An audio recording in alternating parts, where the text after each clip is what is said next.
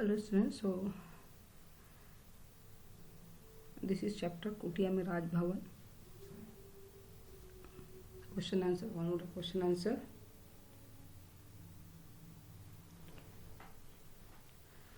सीता जी का मन कहाँ भाया? सीता जी का मन कुटिया में भाया. सीता जी के प्राणेश कौन थे? सीता जी के प्राणेश सम्राट श्री राम थे. या श्री राम थे, you can right Shri Ram. Sita कुटिया को क्या समझती? सीता कुटिया को राजभवन समझती है. नवीन फल नित्य कहाँ मिला करते हैं? नवीन डाली डाली में नित्य नवीन फल मिला करते हैं. सीता की गृहस्थी कहाँ जागी? सीता की गृहस्थी वन में जागी. वधु बनकर कौन आई? वधु बनकर जानकी या सीता आई. सीता की सखियाँ कौन है? मुनि बलाएं सीता जी की सखी हैं. तो this is the one word question answer. ये आधुनिक कविता का फर्स्ट कविता है कुटिया में Raj Bhavan.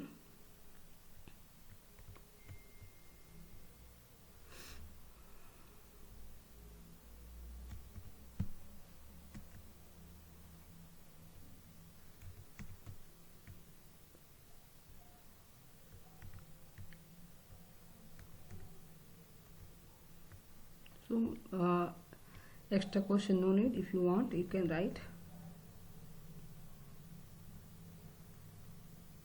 Mainly textbooks 7 questions are there, so this is the main question answer. If you want you can read this one, otherwise no need, otherwise you have confusion. Now question answer.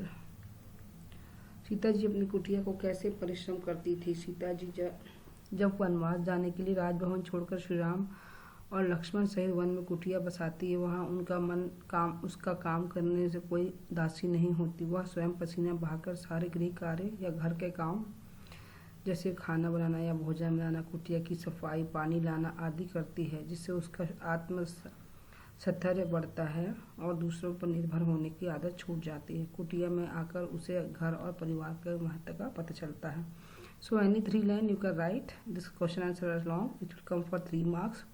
You can write 3 or 4 line. Sita ji प्रकृति सौंदर्य के बारे में क्या कहती हैं? सीता जी प्रकृति सौंदर्य के बारे में कहती है कि मेरा सौभाग्य है कि मुझे प्रकृति में रहने का, विचरण करने का अवसर मिला है.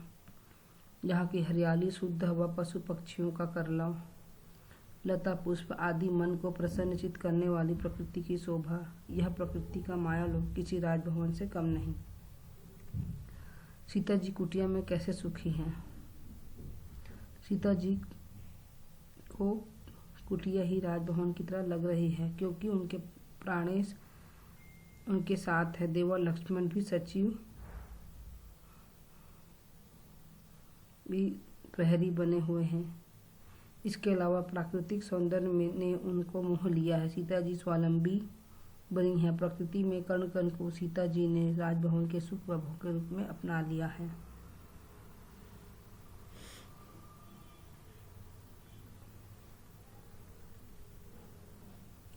कुटिया में राजभवन का आशय स्पष्ट कीजिए. कुटिया में राजभवन का इस कविता का आशय सीता जी जीवन में भी राज सुख भोगती है. श्री रामचंद्र जी स्वयं सीता जी के साथ साथ रहते हैं. देवर लक्ष्मण मंत्री के रूप में कार्य कर रहे हैं. यहाँ धन और राजवैभव का कोई मूल्य नहीं है. तो the 4 question answer there. This is extra question. तो first to fourth is main question answer. So you write down better. For language better you are writing, and then you will get speed also, and you have less spelling mistakes.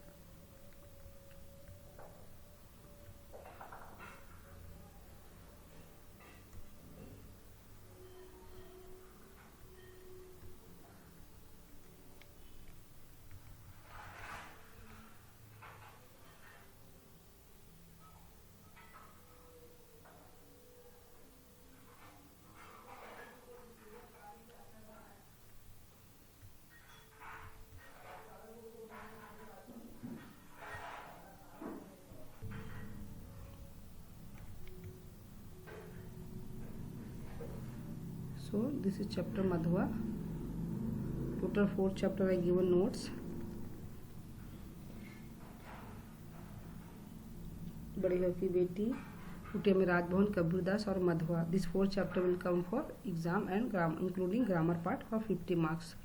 So better you write all that question answer in notebook. So बालक का नाम क्या है? बालक का नाम मधुआ है. ठाकुर सरदार सिंह का लड़का कहाँ पढ़ता था? ठाकुर सरदार सिंह का लड़का लखनऊ में पढ़ता था. बड़ों बड़ों का घमंड चूर होकर कहाँ मिल जाते हैं? बड़ों बड़ों घमंड चूर होकर धूल में मिल जाते हैं. गंदी कोठरी में बालक को खाने के लिए क्या मिला? गंदी कोठरी में बालक को खाने के लिए पराठे का टुकड़ा मिला. यू कैन राइट जस्ट पराठे का टुकड़ा also because it is one word answer. In exam when you don't have time homework तो better you can write direct small answer. शराबी के हाथ में कितने रुपए थे? शराबी के हाथ में 1 रुपया था.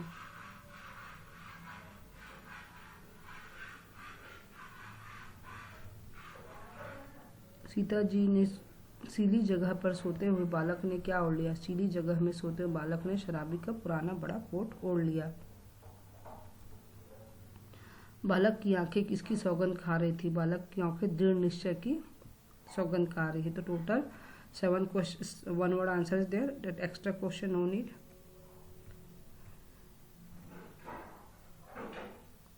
So in textbook this much question is there. Mostly from textbook only question answer is coming. In backside mostly that question answer is coming. If you want you can learn extra question 8 to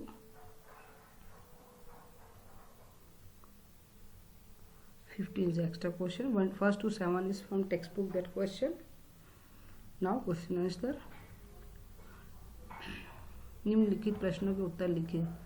शराबी ठाकुर सरदार सिंह को कौन कौन सी कहानियाँ सुनाता था? ठाकुर सरदार सिंह का लड़का लखनऊ में पढ़ता था. ठाकुर कभी कभी लखनऊ जाते थे. उन्हें कहानी सुनने का बड़ा शौक था. सो you can right only 3 line और 4 line also. It little bit big. वहाँ एक शराबी था. वह ठाकुर को मज़ेदार लच्छेदार कहानियाँ सुनाकर खुश किया करता था. एक दिन शराबी ने गड़िए की कहानी सुनाई तो ठाकुर हंसने लगा. इस प्रकार शराबी अमीरों की रंगरलियाँ, नवाबों के सोने के दिन, दुखियों के दर्द भरी रंग महलों में घुट घुट कर मरने वाली बेगमों की कहानी सुनाया करता था. सो you can right any 3 line.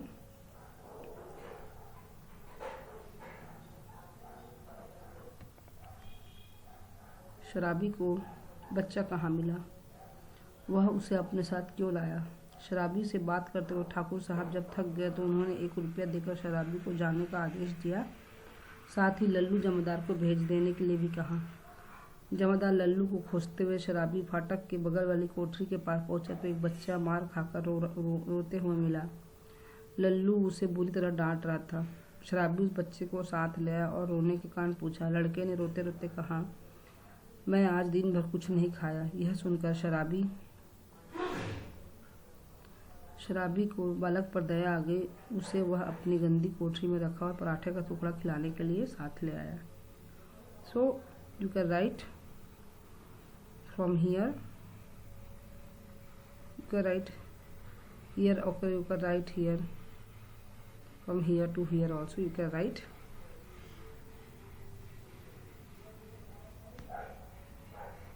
So you can make this own word also you can write, but answer should be same, but word and all you can change.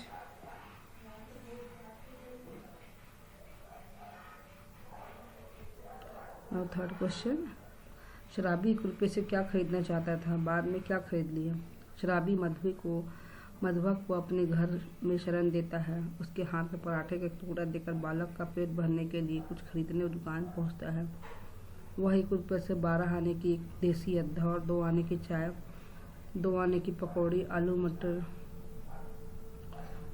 फिर चारों आने का मांस खरीदना चाहता है. किंतु मधुआ का ख्याल आते हुआ अद्धा लेना भूल कर गया और मिठाई पूरी खरीद लाया.